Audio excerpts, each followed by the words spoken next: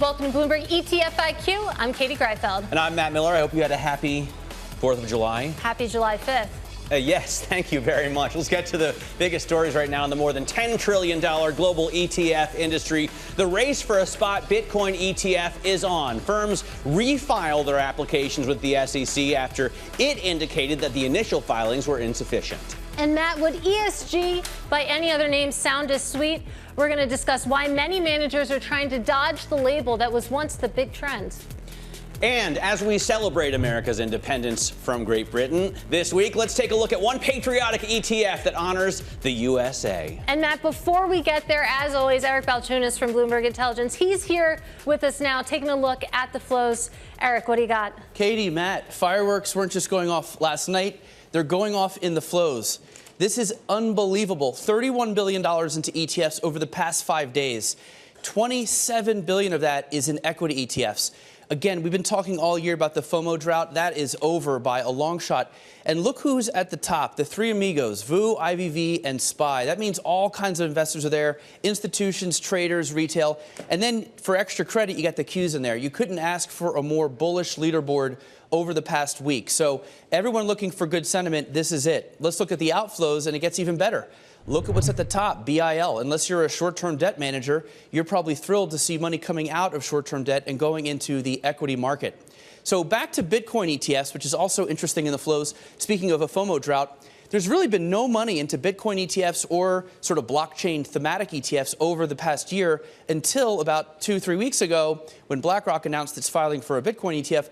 Here's all the Bitcoin ETFs in the world, actually. So we have Canada, Europe, a little bit of US. Look at the 1 month flow, $432 million. Well, look at the year to date. It's only 400. In other words, it was negative until the past month. That's how big that BlackRock filing was in terms of sparking some inflows. So we've got FOMO going on both in equities finally and in crypto. And we have the best guest to talk about this. I mean, we couldn't be more on the news than we are, Eric. Ophelia Snyder joins us right now, co-founder and president of 21 Shares. And you are, first of all, welcome to the show. Thanks for joining us. Thanks for having me. You have applied for a U.S. ETF together with ARK, right? Yes. How is the process? I mean, is it daunting to deal with this SEC, or is it kind of run-of-the-mill how it always is? So from our perspective, we've done this in many different countries in terms of engaging with regulators and getting them comfortable with these kinds of structures. We're celebrating our 5-year anniversary in terms of offering products in the sector in November. And we engage with basically everyone. The SEC, you've got 37 yes. ETFs that deal with crypto specifically. Yes, all in the spot market. So this is something we've done a lot of. Working with regulators around this stuff is something we've also done a lot of. We like it. It's usually a very productive process in terms of both building good product and also in terms of, quite frankly, helping move the holistic crypto market forward. Well, let's talk about this latest wave of filings that we're seeing for a U.S. spot product, which, as you know very well, doesn't exist yet. If we think about what's different, it seems like a lot of people in the industry, in both the ETF and the crypto industry, have really seized on surveillance sharing agreements. And some people have called it a silver bullet. I think that person's sitting right here, actually. Is it fair to say that? What exactly is this surveillance sharing agreement? And do you think this is finally going to push it over the line? So surveillance sharing agreements are usually a extremely not interesting piece of back-end infrastructure between securities exchanges that no one ever really talks about. But it's actually quite standard market practice. It basically just means if you think there is a trade that is designed to manipulate a market in some way, you have the ability to go and request data around that as part of an investigation, essentially. It's quite a light touch thing. It's not a recurring data feed. It's not a massive volume of information that's moving back and forth. It's quite simple. But in this case, it's actually which exchange it is that changes the conversation. Interesting. There have been surveillance sharing agreements in crypto before. The Winklevoss actually put that forward as part of their original filing 10 years ago around doing things like closing auctions and having those types of that type of information come out of the spot market. The difference here is that Coinbase represents such a large proportion of the US market for these products and is so well established in this market that that's actually the major difference. It's what proportion of flows does this really represent? And quite frankly, that's why this is so exciting. It's about how much of the market are you really able to cover here, and how significant is Coinbase's role in the crypto spot markets. Well, let's talk about that, because if you look globally, I think they're like 6-7% of global volume. But you go to US, they're the majority, right? So yes. Is the SEC maybe just going to look at the US? If so, that would make sense. Then there's this other theory that the SEC really just wants to make Coinbase the one that's the most the one to work with traditional finance, because they don't really like Binance. And so they're just going to make Coinbase the bridge between DeFi and TradFi. And it's all part of a bigger plan. So the SEC, I mean, it's a complicated question, but ultimately it's unclear, because commodities markets don't always have these kinds of agreements. So for example, gold, what percentage of gold is traded onshore versus offshore? How do you think about surveillance in that market is actually quite different, right? And you think about gold, it also has like a significant peer-to-peer component and a significant outside of exchanges component. You go to a jeweler, you buy gold, theoretically that price is actually factored into the commodities market. So I think it's actually quite unclear how they're going to interpret that. From our perspective, if the idea here is to focus on the US consumer, which is really how they've posited a lot of their rejections in the past, it is material that Coinbase is so large in this market. And I think there is some precedent for saying, okay, we can sort of centralize some of these flows through specific regulated on and off ramps, or through specific surveilled on and off ramps. And that may be something that actually not only brings the US crypto market forward and sort of closer to parity with other markets around the world, but actually is likely a net benefit both for crypto as well as for this application process. We've had former SEC employees, lawyers, regulators on here in the past, and they've pointed out various issues that the SEC may have with a Bitcoin spot ETF. One of them is settlement because of the volatility. Have you ever had any issues with that on the spot Bitcoin or crypto ETFs you work on the other side? Are there any issues that you could understand? Well, I get why the SEC is worried about Bitcoin because it's different than the other commodity ETFs in X, Y, or Z way. So it is different, but it's different largely in ways that actually make it a easier product in some respects. So for example, settlement is a lot faster. So that settlement lag that you're talking about can be essentially instantaneous. You're accepting physical delivery. It's a very different structure from that perspective. It's closer to like a physical gold product where you're delivering gold bars. In our products, for example, you're not exposed to any slippage on that from an execution perspective or from a settlements perspective. And you can actually do things like T0 or T1, which is obviously not really possible in traditional ETF markets. There are some peculiarities to do with crypto ETFs, and it's things like forks and airdrops and specific security issues and specific custody issues. But for example, I mean, we have a 5-year track record of dealing with these. We've dealt with pretty much every on-chain issue you can think of, from forks, airdrops, hash wars, I mean, you name it, we've seen it. And one of the interesting things is if you actually look at the performance of these products, they track consistently through those events. And it really highlights the need for people to actually know what they're doing in this space. This is not a copy-paste from, hey, I've run a legacy commodity product, there's nothing new here. There are specific things that are new here, but they're now well understood and well documented, and there's a way to handle them that's actually very positive for investors. And I want to talk a little bit more about what engagement with the SEC has been like. One of the things making the rounds on crypto Twitter today, I'm not sure how much time you spend there, is that there's speculation that spot Bitcoin ETF filers and the SEC will be meeting next week. Is that a scheduled meeting? And just more broadly, what has engaging with the SEC been like on these filings? It's hard for me to comment on any like active ongoing regulatory process for obvious reasons, but more broadly, I have always found the process of engaging with regulators to be a positive one. And ultimately, what everyone should be working towards is the same goal. I think people sometimes forget what the SEC's job actually is, which is to ensure the operations of efficient markets and of fair markets in this country, which is incredibly important. You don't want people doing things that are unethical. You don't want people committing fraud in financial markets. It's their job to protect consumers from that, and that's actually really important.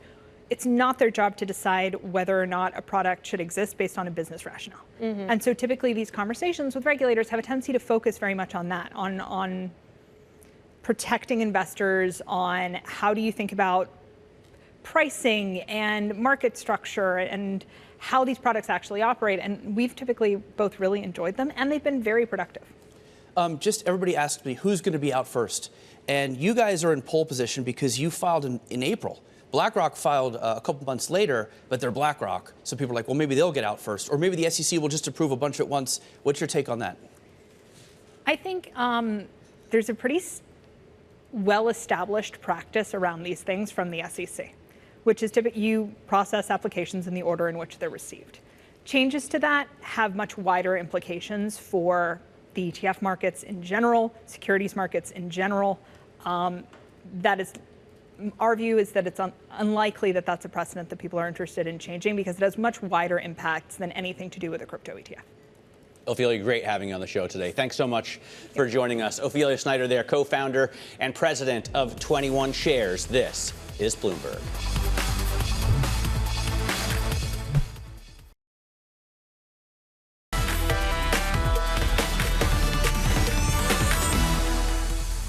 Welcome back to Bloomberg ETF IQ. I'm Katie Greifeld.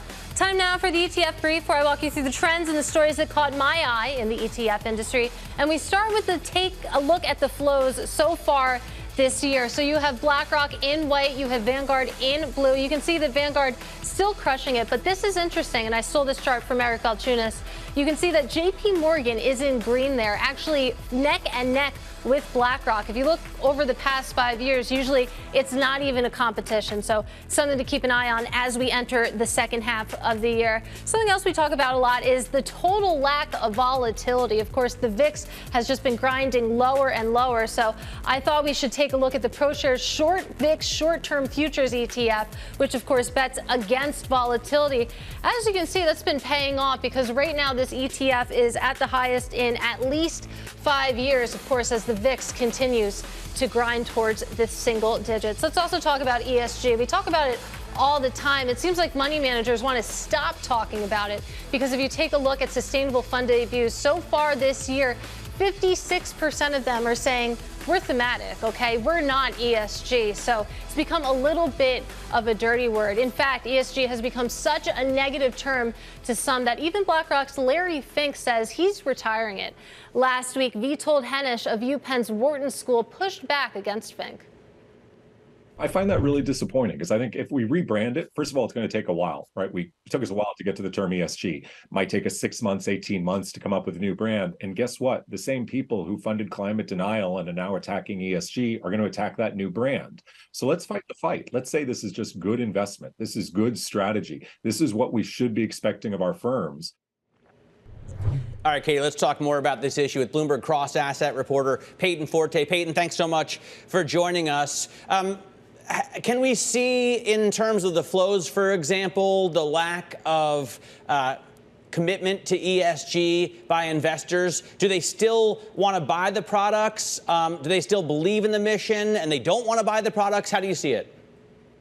Yeah, so I'm seeing that investors and also the fund managers that market these products, they still want to offer ESG, even if it's not under the acronym ESG. And so RBC Capital Markets found that 56% of new fund launches this year, sustainable new fund launches this year, have been thematic rather than ESG, and a third of fund assets lie in thematics rather than ESG. But there's certainly still a willingness and a desire to give that exposure to investors, just not with the acronym that is attached to it. So you can kind of see that in the flows, but particularly in the U.S., they have plateaued a little bit, but it has been, it's not as bad as it has been last year. They're coming back. You can really see that in a lot of these climate-centric funds.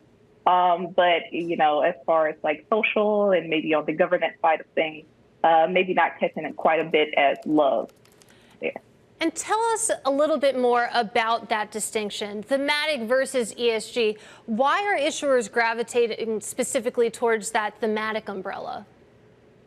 So with a thematic fund, it can literally be anything. So a thematic ETF, it's just like any other traditional ETF, a basket of securities.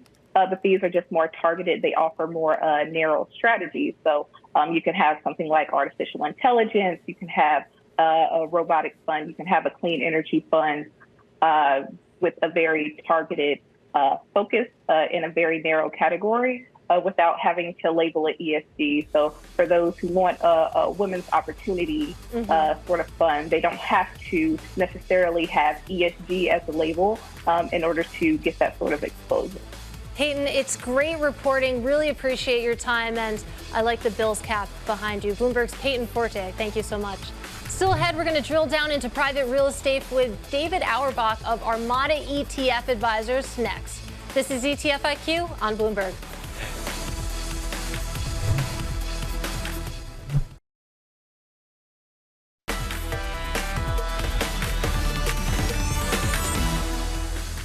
This is Bloomberg ETF IQ. I'm Matt Miller alongside Katie Greifeld. Eric Balchunas from Bloomberg Intelligence is back with us now for today's drill down, where we focus on one ETF. Eric, what do you got? Katie, today we have PRVT, which is the private real estate strategy via Liquid REITs ETF, a little mouthful there, but that sort of is exactly what it is.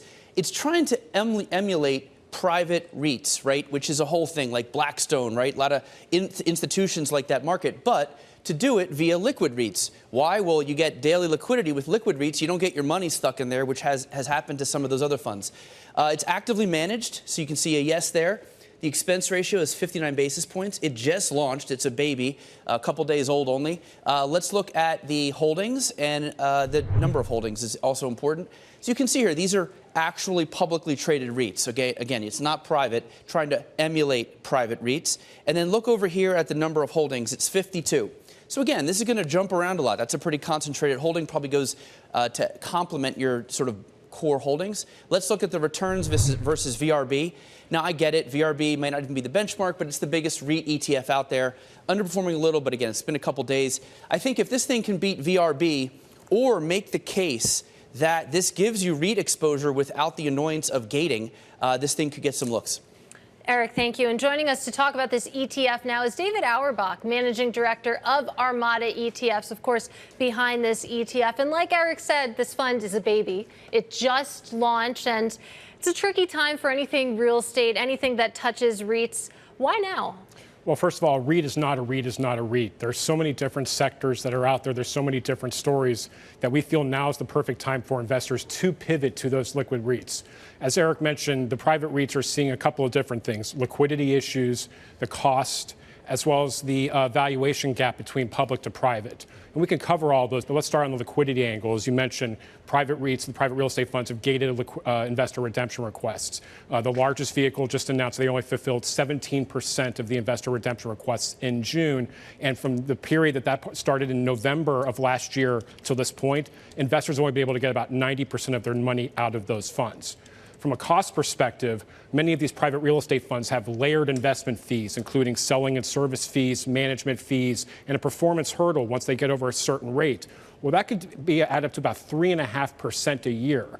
And then from a valuation gap perspective, right now, it's the widest divergence between listed REITs and private real estate funds. And according to a recent study by NAREIT, the National Association of Real Estate Investment Trusts, in a nutshell, as that divergence reconverges, the performance of the listed REITs compared to the private guys has been significant. So from a very basic perspective, the wider the divergence, the greater the outperformance. Why has private, by the way, great ticker. I'm glad you got PRVT. Why has private performed so well? Is it just the hot, sort of shiny new object right now? Well, these private real estate sponsors have assembled great portfolios in great markets comprised of residential, apartments, single-family rentals, industrial REITs, data centers. These are the sectors that have done really well in the publicly traded perspective. So for us to basically mirror these private real estate funds down to the percentage as far as the asset class and the geographic location, we can learn a lot from these smart management teams, but bring a more affordable product for all investors to participate in. So is the audience for this advisors who can't get into those private REITs, or are you going to try to peel away some of the institutions? Because one of the things with ETFs is, I agree, they do a lot of the things that you can get for cheaper, and they're liquid, but the institutions like that, like specialty, they like the exclusiveness. So, oh, I'm in the Blackstone REIT. You can't really get that with an ETF. How do you battle that? So that's actually the perfect reason why we brought this product to market, because it gives investors the chance to both participate in the world of private as a complement using our publicly traded REIT ETF wrapper. And so, yes, it is geared towards advisors. It is geared towards high net worth investors, but also those institutional folks that potentially want to play in private REITs. But, you know, here's a good portfolio that replicates in publicly traded REITs that, again, is marked to market on a daily basis. It pays a quarterly dividend that, again, we control. And so we feel this is a good story that benefits all investors. And liquidity, obviously. And liquidity. Being a major key, as someone once said. David, thanks so much for joining us. Pleasure having you here in studio. David Aeurbach there of Armada ETFs. And before we go, yesterday was the 4th of July, so here's a special look at an ETF that celebrates the U.S. The U.S. is celebrating its independence this week, and we're honoring the land of the free and the home of the brave with the River North Patriot ETF, known by the ticker FLDZ. It invests in mid to large cap companies that generate at least 90% of their revenue in the U.S. But what sets it apart is the fund's mission to give back. The majority of advisory fees and all managing profits are donated directly to the charity Folds of Honor, which provides educational scholarships to the families of fallen and disabled service members as well as first responders. The fund has about 270 holdings, including CarMax, Tenet Healthcare, Pulte Group, Chipotle, and CSX. Since it launched last year, it's been outperforming the S&P 500, but in the past 2 months has started losing momentum. The fund has only about $3 million in assets and a high expense ratio of 70 basis points. It gets a green light in the Bloomberg Intelligence traffic light system with one warning for the fund being actively managed. By the way, a quick programming note. Next week, we're going to be back on our normally scheduled hour, 1 p.m. on Monday. On Monday. And it's a big one. We're going to be talking to Salim Ramji of iShares, which is great. We just had 21 shares. Yeah, he's the global head. He runs the whole business. And, you know, now we'd have the two firms that are in the pole position, I think, or the favorites to win the spot Bitcoin ETF race back to back. So pretty good programming. Couldn't be more on the news. Absolutely. Yeah. All right. Thank you very much for joining us, both of you and all of you. And if you can't get enough of the ETFs, just a reminder that you can listen to Eric and Joel Weber on Trillions. It's their bi-weekly podcast that covers the industry. That does it for us at Bloomberg ETF IQ. I'm Matt Miller with Katie Greifeld and Eric Balchunas. This is Bloomberg.